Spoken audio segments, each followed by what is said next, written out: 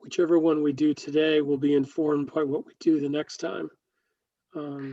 So I hope that we're not going to try to close out one of these today. No, but I think if we focus on one item, and then we can continue to get that one done, and then we can pick up another item.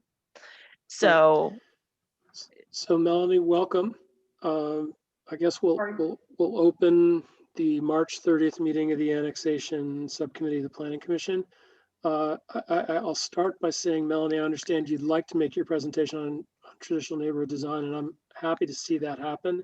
Okay. Based on that, I don't know if you heard what Janelle just said. You know, we have two significant sort of bodies of information that have been passed to us for our consideration. There's probably arguments to be made for starting with either of them. If you'd like to do your presentation, we can do that. Maybe the best thing to do is to really then roll up the sleeves on the open space stuff, because I think the pattern book thing gets really involved pretty quickly. But maybe it's just the way I think about it, the way I look at that stuff. Like we were having a little conversation before the meeting started, and looking through the wonderful pattern books that you shared with us, Melanie. You know, a lot of work goes into those, a lot of analysis goes into those, a way of describing different neighborhoods with a series of, to me, very useful, very interesting metrics. We are clearly not in a position to describe the city in those terms right now. So I think if we were to work on the pattern books, we'd have to be thinking sort of at a higher level, cherry picking out sort of schemes. But maybe with your presentation, we can figure out a way to do just that. Maybe I just read them the wrong way. go, Nancy. I think we just lost Melanie though. Yeah. Oh, just to keep in mind, you're not going to have, each development's going to have its own pattern book. You're not having one pattern book for the entire city. I get that, but so, and you don't design the pattern book. You work with the developer when an application comes in. But there's, so Melanie's coming back. She's coming. Nancy's got her hand up. Something about the pattern books. First of all, Melanie, thank you for sending the examples because they were very, very helpful. Good. And I do want to hear the presentation that you've prepared. And I don't know what topic we want to focus on today, but you know, we obviously want to hear that. I have a couple concerns that I would like to have kind of fleshed out before we get too deep into the pattern book discussion. And one of them is really something that I think maybe Glenn or someone from a legal perspective can help us with. Because as I look at the pattern books, some of them remind me, it kind of edges into what before it was H Park and it was historic what was there was the Architectural Review Committee and the Historic Preservation, which is why they've combined them. Yes. They put a lot of work into doing a pamphlet that would show examples and would help people. And it is not a pattern book, and it does not have the research certainly that went into some of the pattern books that you sent. But the look and feel issue is in there. And I always thought that that was something that was in their purview and not ours. Correct. And I fully understand the desire to have some links between the way in which anything we do from a planning commission perspective, kind of interlaces with what H Park is doing. But I am concerned that we might spend a lot of time on the preserving the look and feel of a community, which I think we all want to do. But I just didn't think it was my job in the planning commission to do it. Is the concern. So I share, I thought about a lot of that as well. So the question I would ask Janelle or whoever is for a new development, you know, who's responsible for that sort of look and feel analysis? Is it just, you know, I know in historic district, H Park will do Yep. things. H Park looks at commercial and historic. So that's their purview. Is that only within the historic district though? No, they have commercial throughout the city, Okay. But not residential. but not residential. Residential is only in the historic, and that's where the category falls into. So if you want to dictate the type of roof height, the roof pitch, the color of the buildings, the form and function of the windows, you got to be careful of that, because that's really what H Park does, except for it's not done for new development. What you can do for form and function is setbacks, sizes of lots, open space locations, amount of open space, alleys, size of roads, you know, road width, landscaping, tree planting. All of those really dictate the feel and the of the city, of a development, of an area, without getting into what the buildings look like. Right. So the streetscape is fair game, just not the design, the layout of the buildings, the faces of the buildings, the roof lines, the fenestration, all that kind of stuff. Correct. So just now, if I can just ask a question about, I'm going to give a hypothetical example, okay? And that is, suppose someone came forward and they're, I don't know, 20 acres of land that are going to be used for a development, and they've decided it's going to be a modern cubist design. And everything will have flat roofs, and I don't know, all windows have to be square, or, you know, like say they have a design book, and I'm not saying that that can't be an attractive design. It could be, okay? To some people, it very well is. Pardon? To some people, it is. Yes. Yes. And, is that something in terms of the design book the developer would have for people who are going to purchase? And, you know, in a lot of these developments, you get to make modifications, et cetera. And they have kind of a design book, okay? Yeah, like, they have their choices. You know, a second story over your garage if you want, or we could do this or that. Is that something that would not be reviewed by H Park and would not be in the purview of Planning Commission? Correct. Okay, that's what I thought. So I you know, if I'm, you know, I understand your desire, Sumner. I'm just wondering if this isn't more a question. And do other jurisdictions have a commission or someone who reviews that kind of stuff? Well, I guess I'll turn that question around and say those pattern books, when you look at the front of those pattern books, they look to be put together by some group of people. A lot of times you'll see a planning commission listed as that group of people. We have done things a little differently here in Lewis. You know, some of this might be clarified by, I think, what Melanie's presentation might do. I mean, if it's the same thing that you shared with me, Melanie, a while back, I mean, you get into some of these streetscape things that I'm imagining. We should be looking at some of the things. I mean, there's a continuum. Clearly, there's a continuum between the simplified set of lines on a map that represent the lot line, the setback lines, the kinds of things that we just have talked through with Verdon, for example.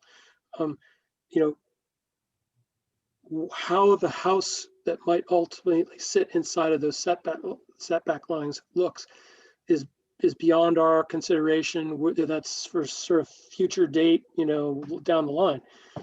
But the way I look at it, the streetscape, for lack of a better term, and I may not be using that term correctly, involves the consideration of the right of way, the width of the street, you know, or is there parking on both sides? Is there some sort of a space between the curb? Is there a curb? Is there a space between the curb and a sidewalk enough so that street trees could be planted? And then between the sidewalk and the front of the house, how big is that? What does it look like? So on. Those kinds of things make a difference. And it seems to me a lot of that is within our purview. Yes, a lot of that's in the code. Melanie, do you want to give your presentation? Yeah. Yeah, I Okay. have one other comment. Before we moved here 4 years ago, I sat on a design review panel in Baltimore County. And the architecture was very much part of our review. The commission there was made up of 3 architects, 2 landscape architects, and a community member. And the architects fought tooth and nail over the architecture. So, it is feasible for there to be a review.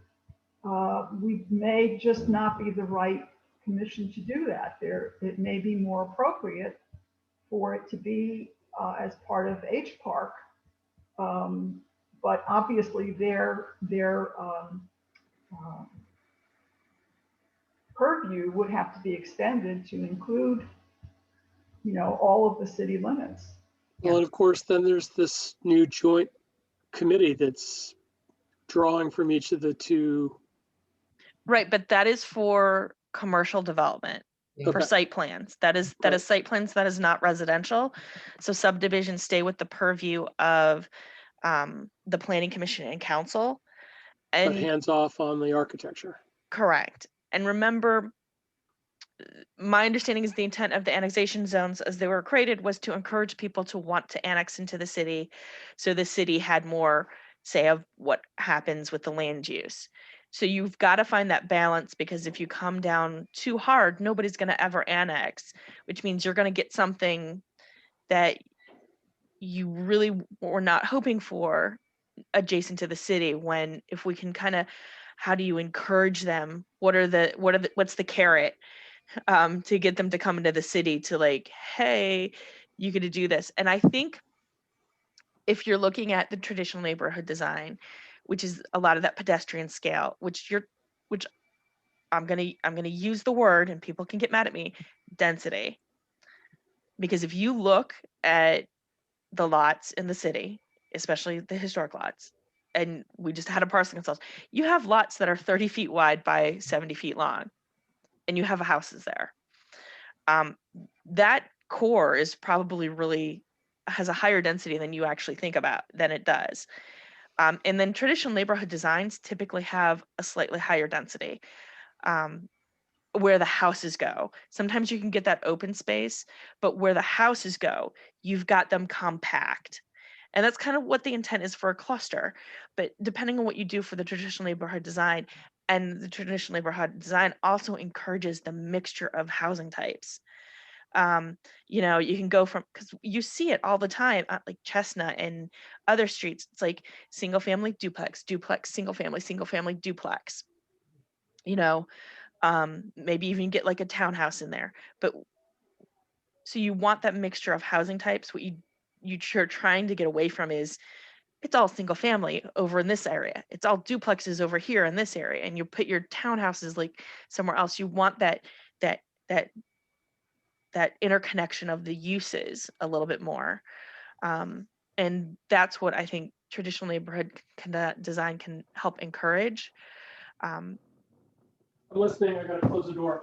Okay, I wasn't sure if you're Melanie, he's got a delivery Yeah. coming, so he might have to step away for a few minutes. Yeah. So I definitely Down the road of kind of designing a pattern book or something, that we deal with this issue of who would be responsible really for it, because my hunch is it's closer to H Park than it is to us. So think about the pattern book as an agreement between. So what you're going to do is in the code, you've got that list. I apologize, Melanie. I promise I've got the slides up. Think about in the code where it says your lot sizes. and we change those lot sizes, because that's allowing you to get that smaller. And in the cluster section, we add requirements to the cluster section that says, if you do backloading houses with an alley, your road can be narrower, or increase the landscaping requirement. You know, one tree for, you know, like every house has a tree on it. But you don't put that in a pattern book, you put that in the code, and then you work with kind of like when a development comes in and they provide a pattern book going, this is what it's going to look like. So it's, you take the architecture out, but you kind of tweak your subdivision plan, your construction plans into, you have your normal plans, and then you kind of tweak it into a little bit of a pattern book. So I think it would be kind of a hybrid, because I know a lot of the pattern books are really into the architecture, but I think what we're trying to encourage here, from what I'm hearing, is we want those smaller streets, those houses closer together. We want that diversity of housing type, is what I'm hearing. I totally agree with everything you said. Okay. But the carrot, at least the way I look at it, we've not really talked about this as a group, but the carrot I see for having those smaller lots, building that clustering, is that somewhere else on the site, there are open spaces, bigger Absolutely. open spaces. Yep. So and just the image that you have on the screen right now, there's something wonderful that happens when you put these kinds of things together. You don't need a massive lot with a lot of green space. You can collect it and focus it, and everybody gets to use it. But it matters. Some of those details matter. And so we don't have to, maybe I just looked at these pattern books, maybe from more of a planning, more of a landscape level perspective, and it could imagine cherry picking out some of the images that had to do with the setback visualizations. Here's a street block in an oblique view, and here are the front and the side setbacks, and here's the arrangement of the buildings. You know, that kind of stuff. I totally agree. It's not our job to be dictating the architectural details, but just look at this image here. That kind of stuff is throughout those pattern books. And so I don't want to dismiss them wholly. I think somewhere in there's an opportunity for us to improve the visualization. Yeah, no, all I'm saying is that this is in code and then they design it that way. Okay, Melanie, I'm sorry. I'll let you. Sorry. I'm still in favor of eliminating the chart. Let the developer perhaps provide the pattern book for his development and say, this is the way we're going to do it. And, you know, we have on, you know, perhaps a checklist saying, okay, where's your sociable pedestrian scale communal open space? You know, where is this? Where is that? You know, where's your variety of houses, the diversity of houses? And so that takes the onus off Lewis having to do the pattern book and instead flipping it to the developer. So I think that's the perfect segue into your presentation. So let her rip, Melanie. Okay, so traditional neighborhood design, you know, goes way back, but was kind of revived in the mid 1980s, and I'll get to that in a minute. But the community aspects are interconnected streets and pedestrian networks, narrower streets to slow the traffic, park, church, store, or gathering place within a quarter mile, so a 5-minute walk. In some places, you see that extended to half a mile. But whatever, the idea is that there's something communal that brings the community, whether it's the kids or the adults, having an opportunity to get together. Varied housing, both the type, the size, and the pricing. Okay, so there's a good range, and there's options for people, you know, not just all the same row house. Buildings must face the street. And I've seen communities where rather than having a front setback saying you have to be at least 30 feet back from the street, it's a reversal. It says you have to be within 15 feet. The front of the house has to be within 15 feet of the street. Or it might have to have a porch, within 15 feet, whatever. But it's pulling the house up to the street rather than pushing it way back. I think that helps to provide the streetscape also. Public transit is encouraged. We don't have a lot of that here, but it's always something to keep in mind. And then a strong sense of place and identity. And, how you create that is often significantly focused in that communal space that's provided. And, or, say it's a church is in the community, or, a special kind of park. Okay, next slide.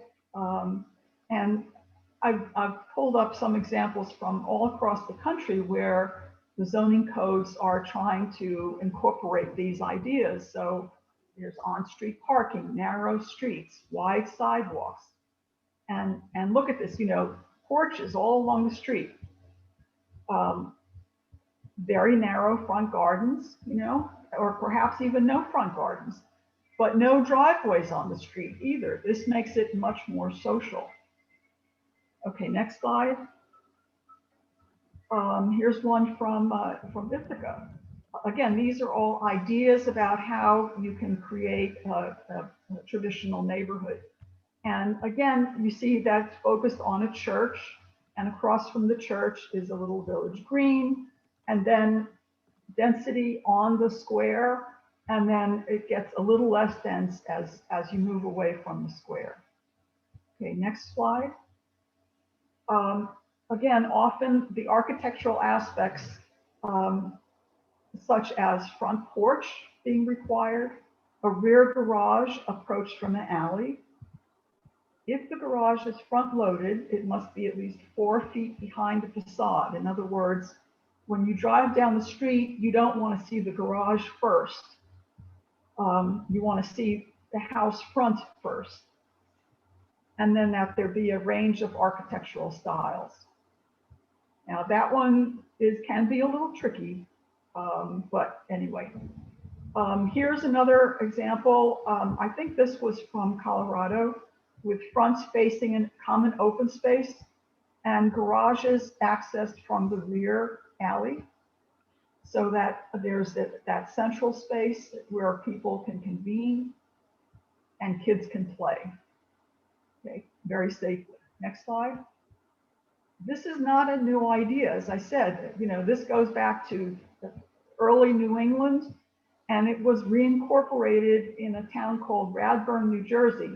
Janelle's probably very familiar with this. The very famous planner, Charles Stein, designed this back in a very early period, and it was meant for, I believe, low to middle class housing. So what you're seeing here is down the center is really what's labeled the motorway is the alley that serves the garages for the homes. And all the fronts of the homes face the pedestrian space that's on the opposite side. So where you see footway is really the common pedestrian way that leads to parks throughout the community. Okay, next slide. And here's a photograph of that community today with the pedestrian way, and all of the trees are now grown up.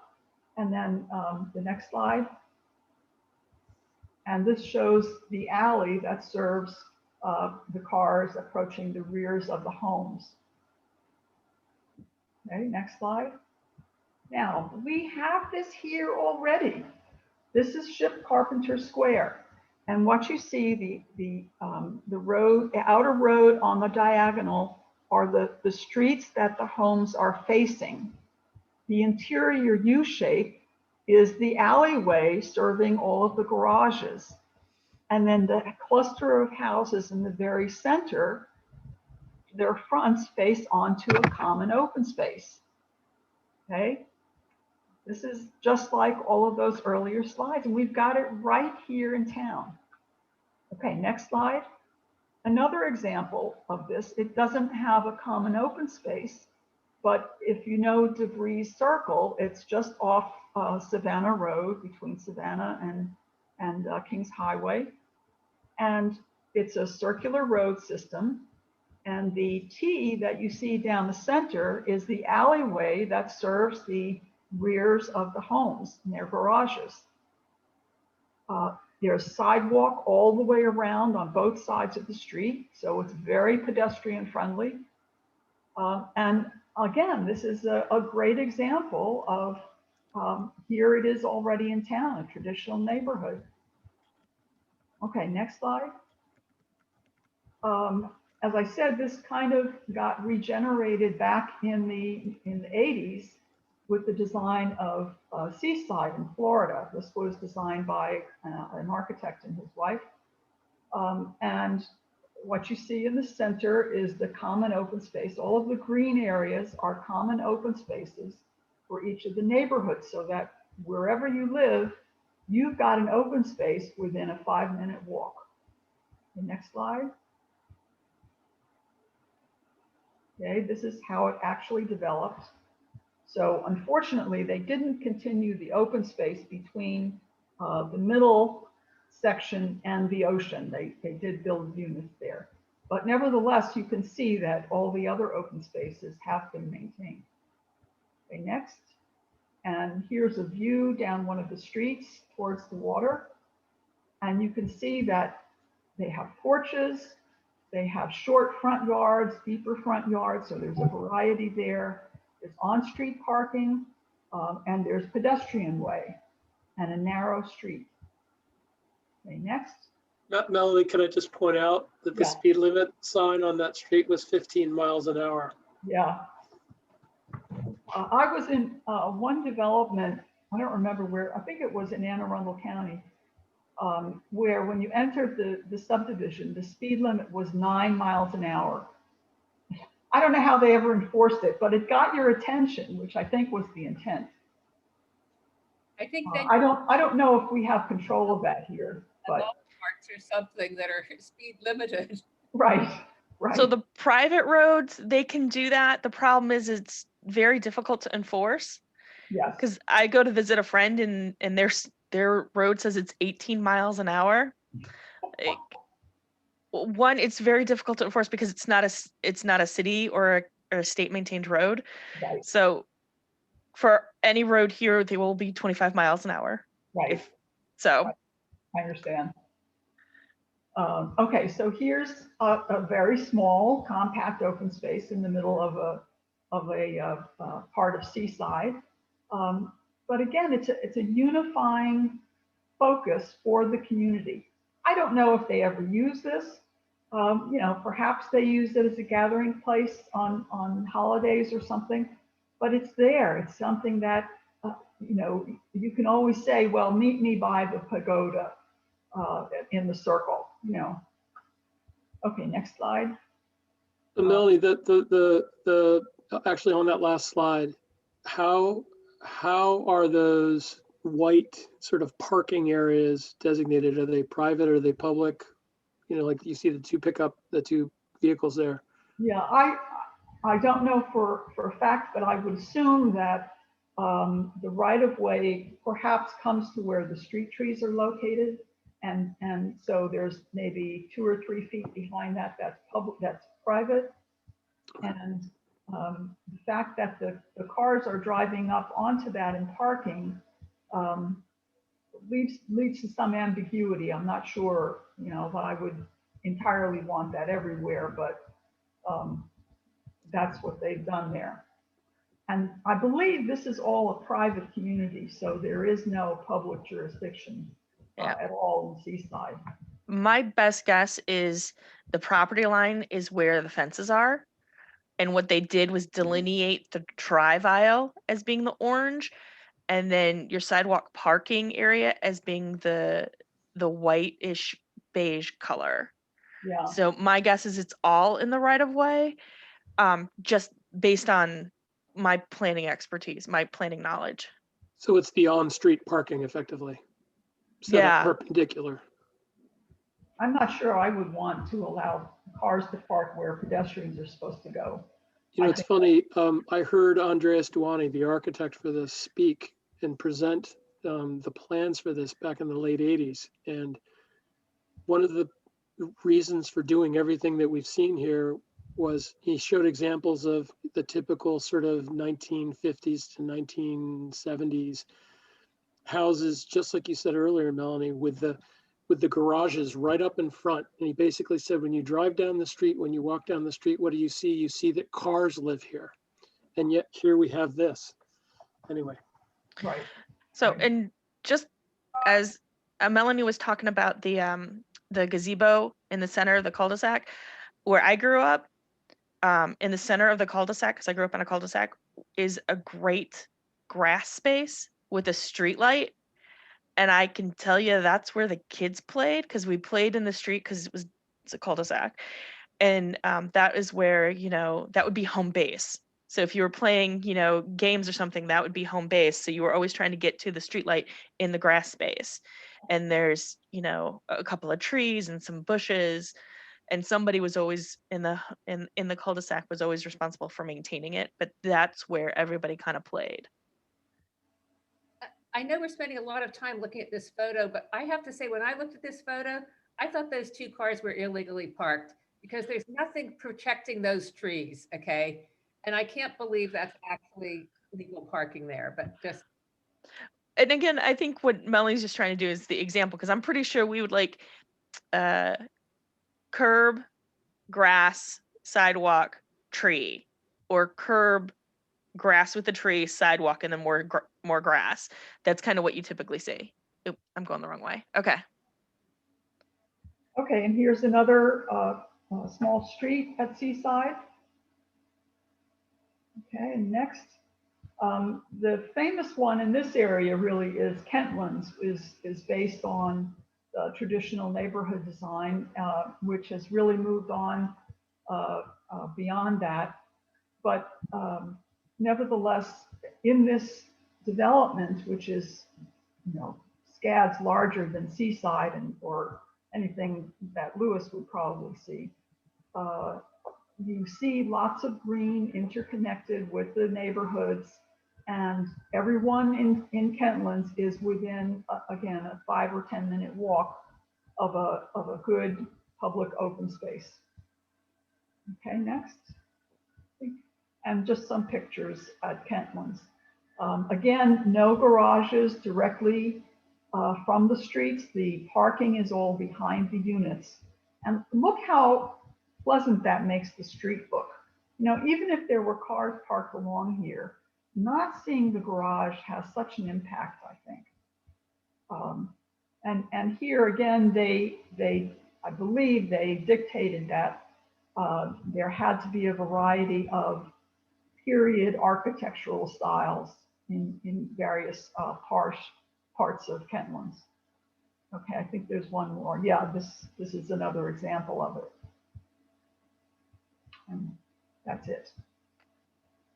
Melanie, thank you. That was awesome. So there are a lot of elements in there. Yeah. I mean, there were common themes that I think I heard in there: narrower streets, wider sidewalks. If there are to be cars in the street in the front of the house, they're parked parallel. They aren't crossing the sidewalk line at all and getting up into the house. Right. Yeah, of course, your all of that requires an alley. And frankly, I've been riding around thinking about all these things. The Village is at 5 Points in some of its development has that very scheme. Yeah. The one thing it doesn't have compared to the graphs, the images that you just shared, are the lovely, fully mature, you know, full canopy street trees. Maybe one day it'll be that way, but right now you have the bones for that. Right. Right. And it is really interesting. my wife serves on the byways committee, and they're doing things with landscape design along the byways corridors. And we actually just went down to a community in Selbyville, I guess, called Bayside. Americana Bayside, yeah. It's And one of some more awards. right, well, the front part of it right off of 54 has many of these same elements as well. And they did a lot with street trees. It really makes a difference. By the way, the same developers that did that are going to be developing Tower Hill. I don't know, I haven't really looked at those plans, but you know, maybe we'll get some of that here. I don't remember that Tower Hill has any of those elements. The Tower Hill was developed and approved prior to the developer, the builder coming in. Okay. Okay. So there was an image, I don't remember what slide it was, but it was an image toward the beginning where you had you could see green space on the outside of a congregation of houses. I think it was something to do with, it was before the Colorado one you mentioned, but again, it showed the image I've been carrying in my mind since I first saw some of these slides, Melanie. You know, you build this beautiful grid of interconnected streets and sidewalks and all of that. And somewhere nearby, somewhere connected to that are larger contiguous connected pieces of open space. You know, there's like two different kinds of networks that are weaving across each other, across the development, one being the human transport system, which might be roadways in one network that crisscrosses over it, and one being the pedestrian bike ped type stuff. And then interlacing through all of that is another green network that supports and interacts with that. I don't know how we specify that in our ordinances, but I'd like to get to that place. I don't believe we're doing that now. And so this is one of the things I really want to see us do. It seems to me that's something we can get to in terms of just the you know, the setbacks, the layout of roads, parking, you know, all of those things. One question I have, you know, Janelle raised the issue you know, at the beginning of, you know, currently we're in a situation where people don't have to come forward and ask to come into the city. So annexation is something that the city has seen, although there's some debate over it. In general, I think many in the city have seen as something they would like to see annexation so that there is more control and so that taxes, et cetera, follow where the services are being provided from. Of what we're discussing, is there, to what degree are these visions of what a community would look like? To what degree would they be at odds with a builder who's designing a new community? And, you know, is it helpful to have those kinds of things outlined so you know what it takes to, you know, get approved and get in? Or is it just simply easier to, you know, draw a grid and say, you know, each lot is X by Y, and you know, So the way I imagine this, we have several different columns of options right now in the AXRES chart, the table. I guess that's the chart, Melanie, that you were referring to that you'd like to see go away. You know, the way I imagine this is that there be options, right? You can go the old conventional route and do things this way, or there are these more, you know, there are these other ways, and there are trade-offs with each of these ways, right? I can imagine basically something like what we just saw codified, somehow specced out in a way that we would get something like that if we went that way. We're not dictating that it has to be that way, but it is a choice. And I'm assuming what comes with that choice is the opportunity to create smaller lots, to create denser arrangements of buildings so that you have less paved area.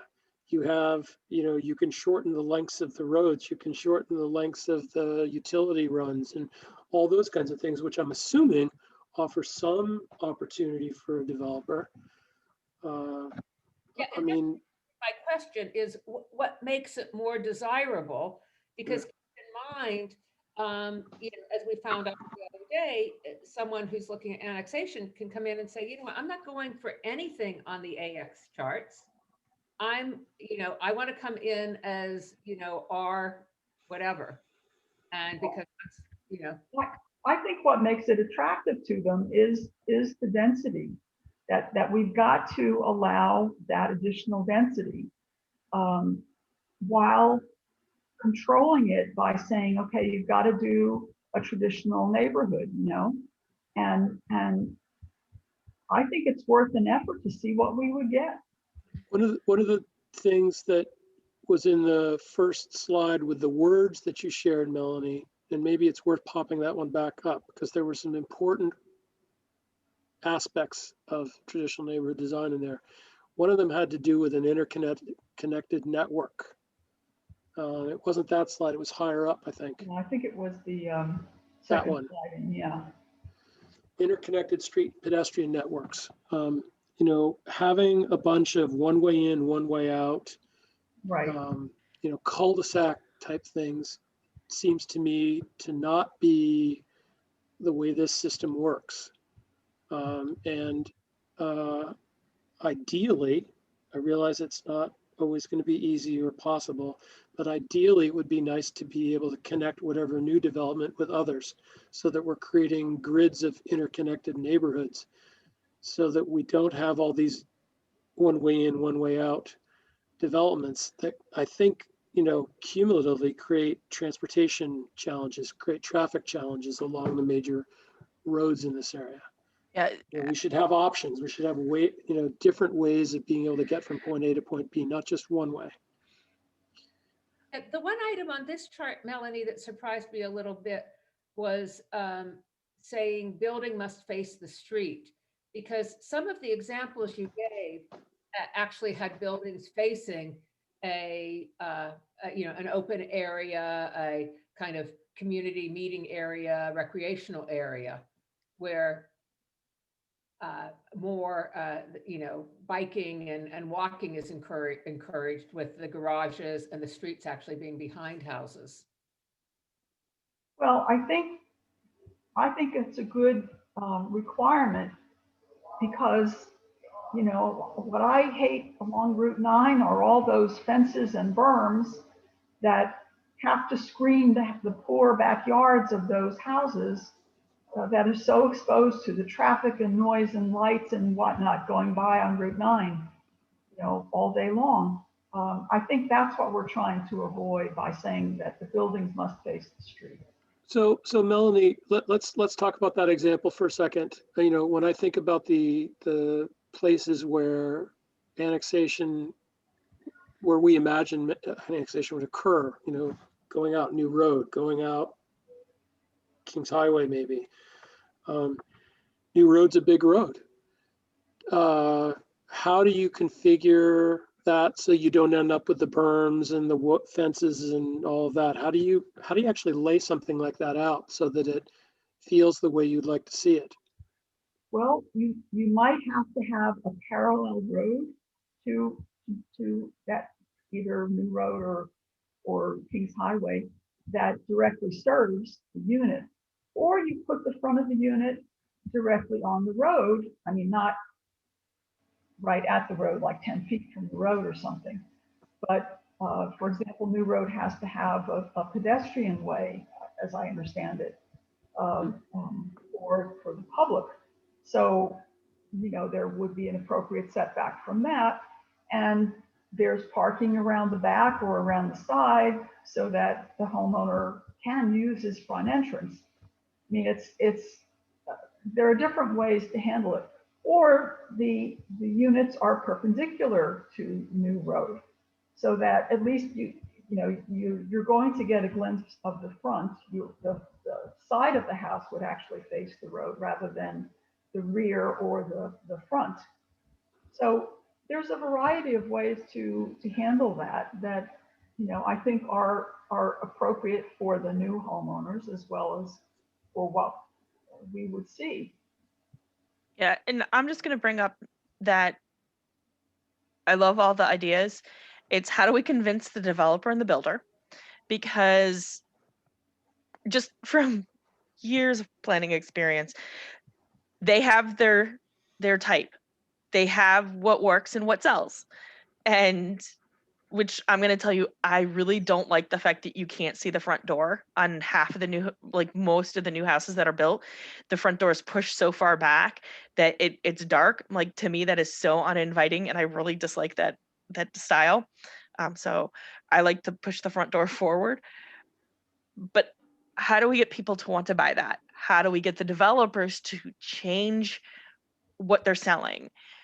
So we need a carrot. We need, and I know Melanie's mentioned density, but if we're talking about, okay, well, you have to build a road, and you guys, we're also gonna have to sell this, because if we're doing 24-foot wide roads or narrower, and we've had the conversation, where does the parking go?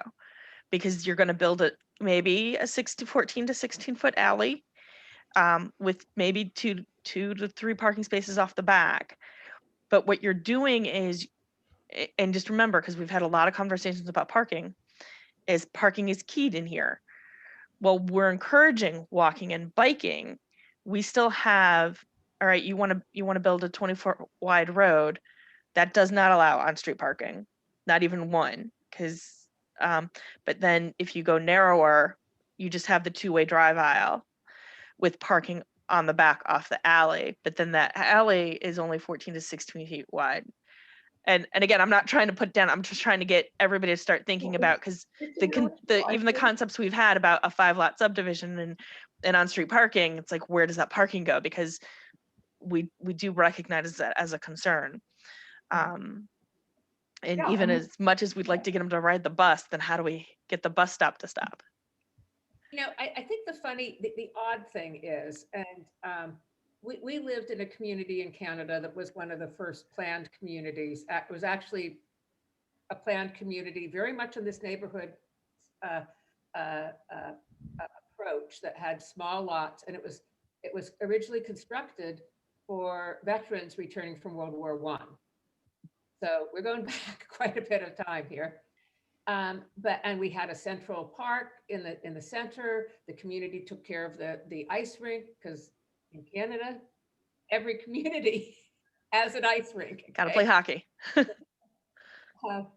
And the value of those houses, per square foot of land, was higher than anything else around us. But when they were first constructed, they were seen as lower value housing. And I think consistently you see a lot of these communities, many of the ones you showed photos of, if you look at the actual value of property in those communities, people do value that kind of neighborhood, and it does raise property values. But the problem is communicating that to builders who have one picture in their mind of how they're going to build a community, and one vision of how they extract value from a given plot of land. We talking about pattern books? No, we're talking about financial builders and their financial reasons, and how do we encourage them? Melanie. Well, see, I think that it's such a carrot to be in Lewis alone, within that mailing address, and within the east side of Route 1, that I think that they would eat this up. I think they would really take it on and design something different. I don't think it's that much of a burden to them to have to conform to some of these things. Yeah, and the mailing address for Lewis extend way outside the city boundaries? I mean, you're not actually, the address isn't going to give. Oh, trust me, the number of phone calls I get on a weekly basis going, I'm in Lewis. I'm like, nope, you're way past, Route 1. You just have an address. I think it's also, how do we get the buy-in? Because a lot of people see Lewis as being very time consuming to get through a process.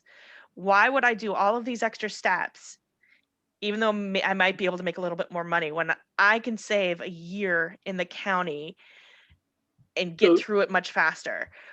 And it's like, how much architectural design do I have to do on my units? Because we also have to think about, which again, I love the fact that we're building smaller houses. It gets more of the younger people, because just what I've seen is the older population, nobody yell at me, it seems to want a little bit larger house, and they want that first floor master from a lot of places I have worked in this county.